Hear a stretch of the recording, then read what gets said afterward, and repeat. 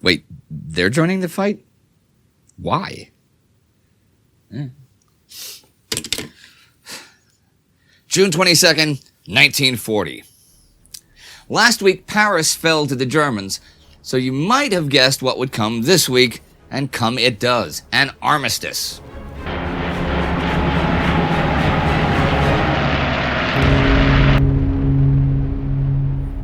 I'm Indy Neidell. This is World War II.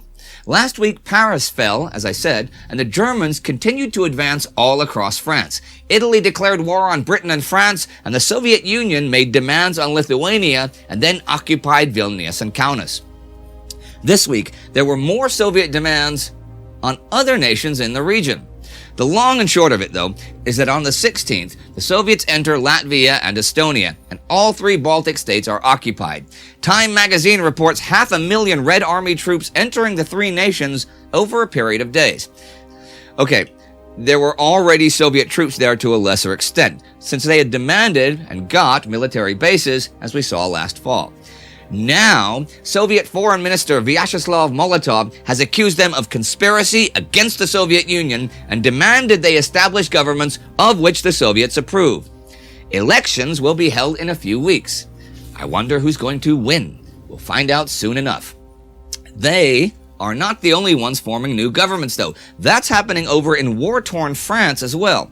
But here's the action in the field there first. On the 16th, Dijon falls to the Germans. The Maginot Line defenses on the Franco-German border and the 400,000 men manning them are now isolated but still holding out.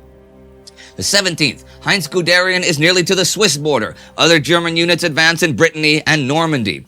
The Allies have been evacuating men from the mainland at different points beginning the 15th and 16th, Operation Ariel. From Saint-Malo, 21,474 over 2 days. From Brest, 32,584. Evacuations from Saint-Nazaire take 3 days and move 57,235 men. From Cherbourg, the number is 30,630 British and Canadian troops. There is one major disaster during all of this. On the 17th, RMS Lancastria is sunk by the Germans while serving as a troop ship. Over 3,000 people died in Britain's worst maritime disaster, and some estimates of the number of dead are over 5,000. This is more, by the way, than the Titanic and Lusitania combined. The evacuations continue, though. Over the next week, 19,000 people, mostly Poles, from Bayonne and Saint-Jean-de-Luz. Since Dunkirk, 144,171 British, 18,236 French, 24,352 Poles, 4,938 Czechs, and a few Belgians, nearly 200,000 people total, have been evacuated. On the 19th, the British begin evacuating the Channel Islands. Okay, at the beginning of the week in France, there is a cabinet meeting. Deputy Prime Minister Philippe Pétain calls for an immediate armistice with Germany. Prime Minister Paul Rene wants to ask Britain to release France from the obligation to not make a separate peace. Britain doesn't really have much choice but to agree, though their condition is the promise that the French fleet immediately sail for British ports so it doesn't fall into German hands. The French do not make this promise. Britain proposes a union of the two nations so that even if France is overrun, they can still make war together. Rene is for this. His colleagues are not, so he resigns. Pétain becomes prime minister and takes office the 17th with Maxime Weygand, his defense minister. They announce that they are asking Germany for armistice terms. That day, British Prime Minister Winston Churchill broadcasts that the Battle of France is over and the Battle of Britain is about to begin. What General Weygand has called the Battle of France is over. The Battle of Britain is about to begin. Hitler knows that he will have to break us in this island or lose the war. If we can stand up to him, all Europe may be freed, and the life of the world may move forward into broad, sunlit uplands. But if we fail, then the whole world, including the United States, including all that we have known and cared for, will sink into the abyss of a new dark age. Let us therefore brace ourselves to our duty. So bear ourselves that if the British Empire and its commonwealth last for 1,000 years, men will still say, this was their finest hour. The next day, French General Charles de Gaulle, not yet well known to most of his country, broadcasts from London to fight on, that only a battle and not a whole war has been lost. He points out that this is a world war, and everything needed in the world to defeat the Germans still exists. He forms a French government in exile. On the 20th, when Lyon and Vichy fall to the Germans, Pétain is told to send an armistice delegation to Tours, where a temporary ceasefire is in effect. This delegation, led by General Charles Hunziker, is driven to Compiègne Forest, where they meet the triumphant Adolf Hitler. The armistice is to be signed aboard the same railway car where the 1918 armistice was signed. The Germans present armistice terms to the French the 21st. There is to be no negotiating. On the 22nd, Hunziker signs. And what are the terms of that armistice? And why does Hitler agree to one at all and not just take all of France, which he could probably fairly quickly? Let's go through it. Germany will occupy around 3/5 of France, north and west of a line from Geneva to Tours and then down to the Spanish border. This gives Germany access to all of the French Atlantic and Channel ports. The unoccupied region in the south will be under the administration of a French prime minister and cabinet, and left relatively free, so it has a semblance of legitimacy, though it is also to administer the occupied area, but that is under heavy restriction. Here's the thing though. This administration is also responsible for France's colonial empire, and that is a big deal. Hitler does not at all want the French to continue to fight from bases in North Africa, especially backed by the French Navy. That is his big concern. And if he pushes too far with his demands, that's what he thinks might happen. So he wants that Navy removed from the board. It is to be disarmed, but not surrendered. Germany also does not have the resources to occupy French overseas territories.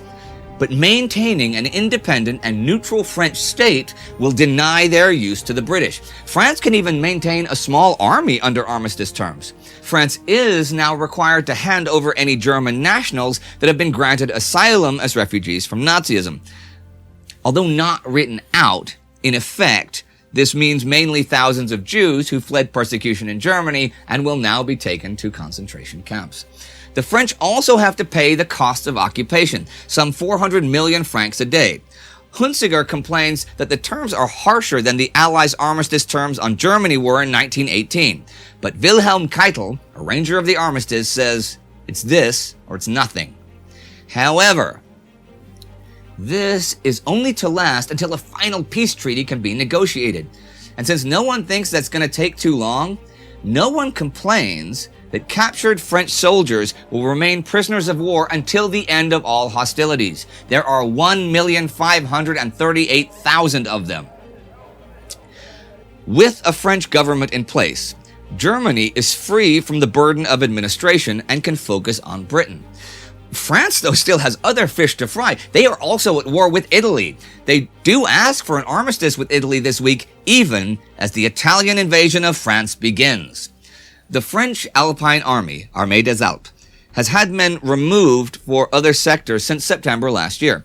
By this time, what had been 550,000 troops is now 175,000, though just half of them are frontline troops.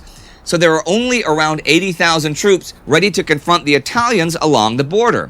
The Italians have 6 army corps made up of 34 divisions, 26 frontline and 8 reserve, totaling more than 500,000 men. That is a substantial advantage. Already back on May 20th, General Rene Orly, commander of the Armée des Alpes, figured the Italians were set to begin a general offensive at any time. And now the Italians cross at points all along the border, the 4th Army attacking in the mountains in the north, and the 1st Army further south and along the coast. Along the Riviera, the 80,000 or so Italians advance almost 10 kilometers, but they are opposed by nearly 40,000 Frenchmen, which is the greatest concentration of soldiers the French have along the border. The Italians occupy Fontaine, but that's basically it. As for the Alpine front, there is no way the French can fight an actual pitched battle. The enemy has far too many men for that. This is, in fact, the main Italian attack. So Orly's plan is to do whatever he can to harass and delay an Italian advance long enough to withdraw his forces in good order to a main line of resistance. The French have organized defenses around Tarentaise and Beaufortin, and these can hopefully stop a breakthrough. Also, French sappers got to work as soon as Italy declared war, blowing obstacles into the route they figured an advance would come by. Civilians were all evacuated in the region. The Italians can't really advance either north or south here until they've taken the Col d'Enclave and Col de Bonhomme. On the 21st, advanced Italian units managed to take the French strongpoint approaching the Col d'Enclave. But as they bring in reinforcements, French artillery opens up on them and just mauls them on the mountainside. The next day comes the big attack. The Italians came in a frontal attack, floundering through the snow in a dense wave. Shell fire and machine gun bullets cut great swaths in their ranks. Blood flowed across the snow, and flocks of chamois, the agile mountain goats, lent an incongruous note to the battle as they bounded across the bodies of dead and dying men, fleeing in terror from the storm of shrapnel that turned their mountain home into a slaughterhouse. The French hold all day. And as the week comes to an end, night falls in the Alps, and the temperature, even in mid-June, falls to below freezing. The Italians also attack towards Bourg Saint-Maurice through the Petit Saint-Bernard Pass the 21st, but are unable to break through the French and break out of the pass. But far to the east, someone has broken through, the Japanese. The Battle of Zhaoyang Yishang ends this week on the 18th with a Japanese victory. They took Yishang last week, which gives them control of the water routes of Hubei, Hunan, and Sichuan provinces, but also a base 400 kilometers from the nationalist capital at Chongqing, which they can now bomb relatively easily. This also deals a heavy blow to Chinese morale. And this week of warfare ends, and as it does, so too does the fighting between France and Germany. Though the Italians are now fighting the French. Men by the hundreds of thousands have evacuated the continent at its west end, and in the east, the Baltics are now swarming with Soviet troops, and their governments have been toppled. The German offensive, from May 10th until today, June 22nd, was truly devastating and one of the quickest such campaigns for its size in military history. The lightning armored thrust, backed by huge air support, has taken military strategy to a new level. There has been a large element of luck, sure, and a large element of confusion or chaos in their enemy's chain of command, of which the Germans have taken great advantage, but they have also been intelligent, flexible, and with a clear command structure. They still could have lost if the Allies had been in a position to make more attacks like the British at Arras or the French at Hanut, but this was not the case.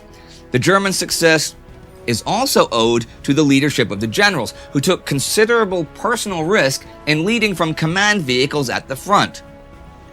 But there is rain on almost every parade. And if there is rain on this one, it is that leadership from the front has a heavy price in officers killed, who are not easily replaceable, and that heavy airstrikes against enemy air forces means losing planes. The Luftwaffe just lost over 1,400 planes destroyed in 6 weeks, and their only remaining active enemy is an island nation. Food for thought. If you want to understand more about how the German armored strategy developed for this whole massive operation, the Chieftain has made an extensive video about it with our cooperation, and that is right here. Our TimeGhost Army Member of the Week is John Harrison. Be like John and support the war effort on Patreon or at timeghost.tv. That support is what entirely finances this channel. Subscribe and ring that bell. See you next time.